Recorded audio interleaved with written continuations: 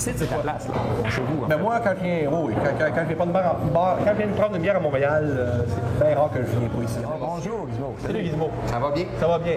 Un des meilleurs serveurs à Montréal. Bien sûr. J'ai dit un des meilleurs. Avec un gilet Guinness, moi j'ai un compromis favorable. Ah oui, ça part bien. Ça part bien, ça annonce bien. T'as de la rousse? Oui. Une pinte, s'il vous plaît. D'accord. Belle gueule, ça. Quelle surprise. Ben oui, c'est bien. Je suis un homme étonnant comme ça, toujours plein de surprises.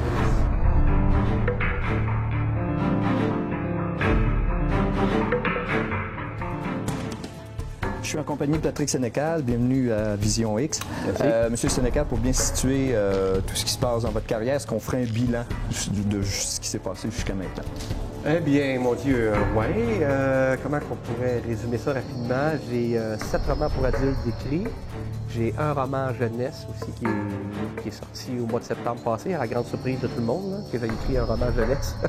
Ça a pris bien de monde par surprise. Il y a eu un film de réalisé sur un de mes livres, sur Le Seuil. Il y a maintenant en cours 2 autres films qui vont être tournés cet automne. Je suis en projet pour un autre roman. Alors, ça fait côté professionnel, là, ça fait pas mal de tout.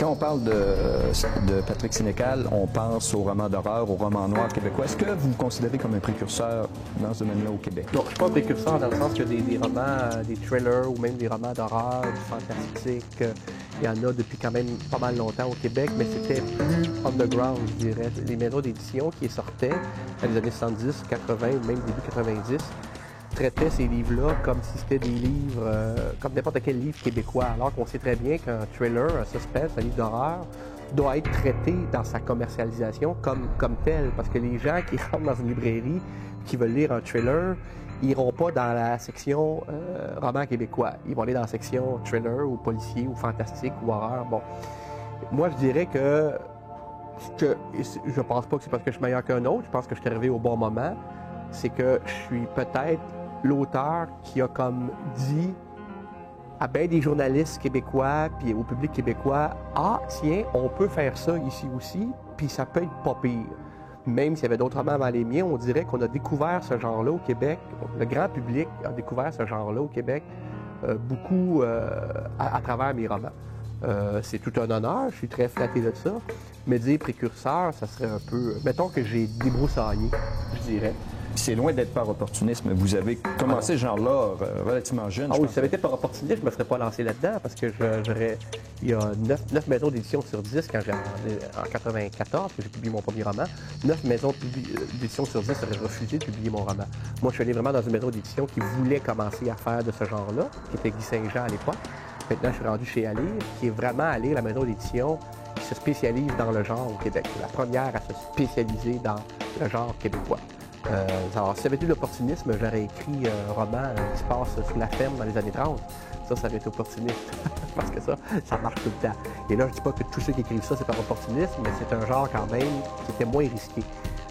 Et d'ailleurs, même mes 2 premiers romans, on en a parlé très peu. Les journaux en ont parlé très peu. Parce que justement, ça c'est de plus ou moins sérieux.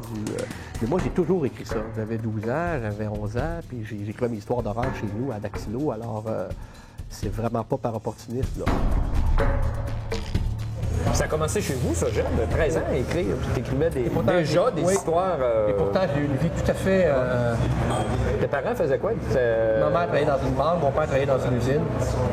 Mais on était très, très bien, on n'était pas pauvres, là. On l'était quand j'étais très, très jeune, mais je ne m'en rappelle plus.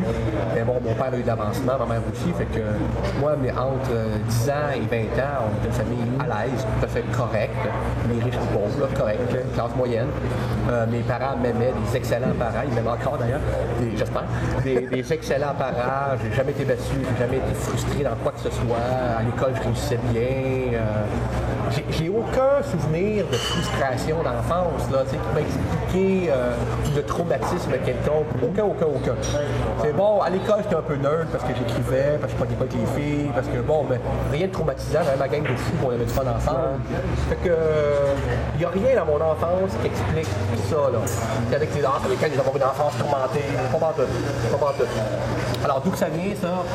Je sais pas. Un peu étonnant, un bon gars comme tout. Parce que le bon gars comme tout, c'était un gars on s'entend simple au sens beau du terme, là. T'es pas un gars avec un esprit noir. Tu sais, t'as des enfants, tu traites. Ben, il doit en avoir un esprit noir vu que j'écris ça. Ouais, mais puis tes personnages qui se rendent toujours. Toi, es-tu un jusqu'au boutiste? T'es-tu un gars? Non, pas toi, t'es un gars. Ben, t'es jusqu'au boutisme. Il y en a qui disent que j'étais un excessif. J'étais un excessif, mais socialement acceptable. Là. Je veux dire, dans le sens que quand je vais dans un party, je suis très excessif. Quand je fais des jokes, je suis très excessif. Quand je suis pas d'humeur, je suis excessif. Quand je suis en maudit, je suis excessif. Je suis un gars qui n'a pas beaucoup de nuances dans ses humeurs. Mais non, je veux dire, je me rends jamais aussi loin que mes personnages. Mais il y a des fois que j'ai le goût de le faire et c'est à travers mes romans que je négocie ces envies-là, que j'explore ces possibilités-là. Tu sais. Le chaos et le désordre peut être tentant pour certaines personnes. En tout cas, pour moi, des fois, ça l'est. Il y a quelque chose de tentant d'aller au bout de l'abîme, d'aller au bout de... Mais ça l'est au niveau théorique. Au niveau pratique, j'imagine que c'est pas si trippant que ça. Mais je pense que l'écriture m'aide à évacuer cette noirceur, cette attirance de la noirceur-là. Peut-être que si j'écrivais... Ma blonde, en ce cas, est psychologue, puis elle est convaincue que si j'écrivais pas, je serais quelqu'un de beaucoup moins fréquentable. Pas dans le sens que je serais un psychopathe nécessairement, mais elle dit cette noirceur-là dans ta vie, Patrick, elle est dans toi. Là. Fait que si tu la gardais dans toi, tu pourrais pas être équilibré et heureux comme tu es là. Tu serais quelqu'un de plus déprimé, plus déprimant, qui se poserait toujours des questions. Est-ce que je serais capable de vivre dans une petite maison avec ma famille, tout ça, si j'avais toute cette noirceur-là en moi? Sans doute pas. Sans doute pas.